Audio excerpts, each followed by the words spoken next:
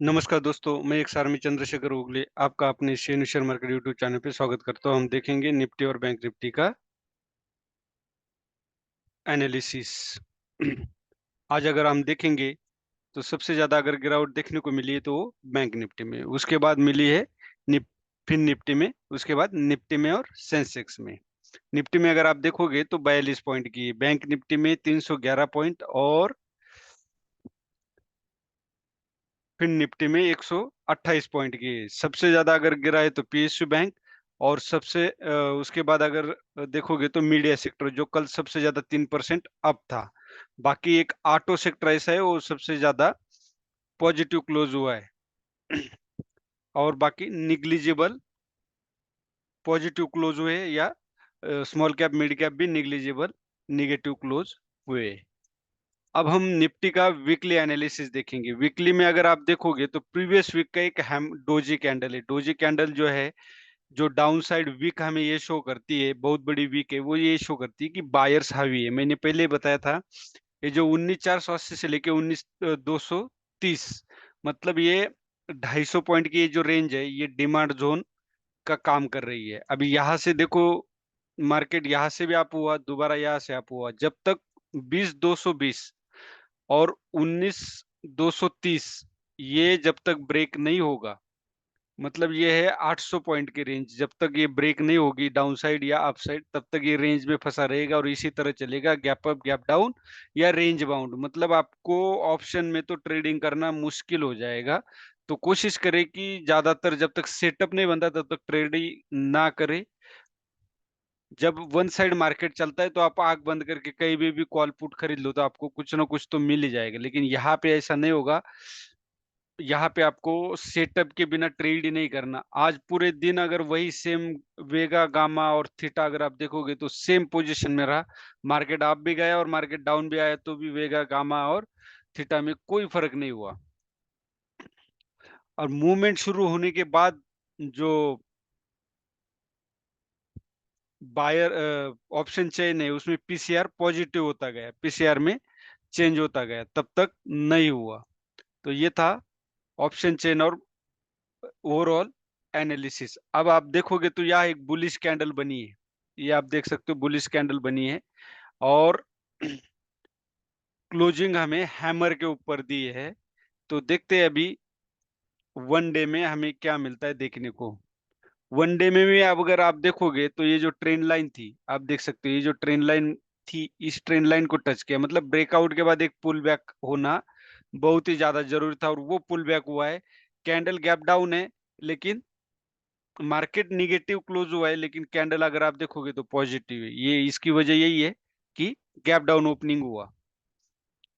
अब आवरली में हम देखते हैं कि आवरली में हमें क्या सिनेरियो देखने को मिलता है। आवरली में अगर आप देखोगे तो सेम ये ट्रेंड लाइन आप देख सकते हो। ये ट्रेंड लाइन मैंने डिलीट की थी लेकिन दोबारा करनी पड़ी, क्यों?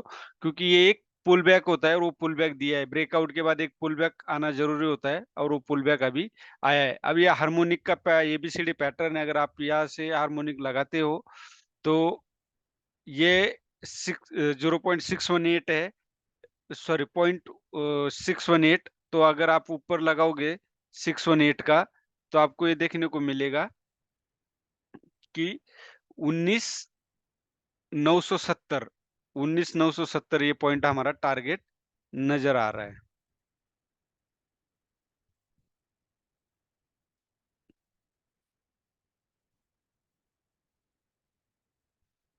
अब हम 5 मिनट में देखते हैं कि हमें क्या देखने को मिल सकता है। इसमें कोई ज्यादा कॉम्प्लेक्सिटी नहीं है, बहुत ही सिंपल लैंग्वेज में आप लोगों को समझाता हूँ, जिससे आपको कहीं भी क्लास करने की भी जरूरत नहीं पड़ेगी। अभी अगर आप देखोगे यहाँ पे, यहाँ देख सकते हो, यहाँ थोड़ा सा देखो, आपको सेंटिमेंट देखना जरूरी है और मार्केट स्ट्रक्चर केवल निगेटिव। यहाँ पे अगर आप देखोगे तो यहाँ से क्या हुआ है, बायर एक्टिव हुई। बायर मतलब क्या, दूसरे दिन गैप अप ओपनिंग हुआ, मतलब बड़ी मात्रा में पहले बाइंग करके रखी होगी तभी तो ये गैप अप ओपनिंग हुआ है।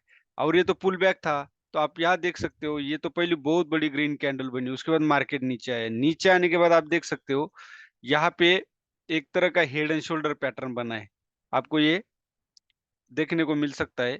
यहाँ एक ये देख सकते हो, ये एक हेड एंड शोल्डर पैटर्न बना है, ये देख सकते हो। उसके बाद एक पुल बैक आना जरूरी था, वो आया नहीं, तो आपकी बाइंग यहाँ पे बनती है और यहाँ पे एक स्टॉप लॉस बनता था।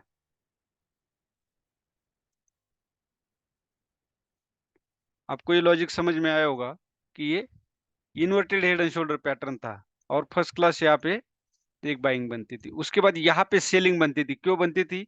यहाँ पे सेलर्स एक्टिव हुई थी, तभी तो गैप डाउन ओपन हुआ है।